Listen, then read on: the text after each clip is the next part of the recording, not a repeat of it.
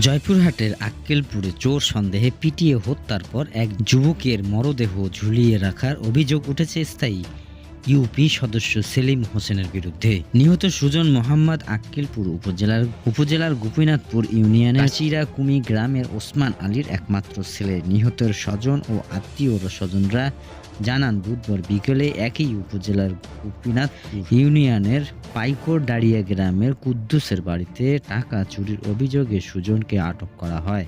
পরে সেখানে গোপীনাথপুর ইউনিয়নের ৭ নম্বর ওয়ার্ডের ইউপি সদস্য সেলিম হোসেন ঘটনাস্থলে পৌঁছান। এ সময় স্থায়ীরা সুজনকে গণপিটুনি দেন।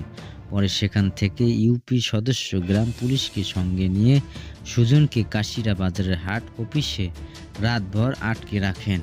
ঘটনার পর থেকে ইউপি সদস্য সেলিম হোসেন পলাতক রয়েছেন। পুলিশ ঘটনাস্থলে পৌঁছে মরদেহ উদ্ধার করে জয়পুরহাট ২৫০ সদস্য জেনারেল হাসপাতালে মর্গে পাঠিয়েছেন।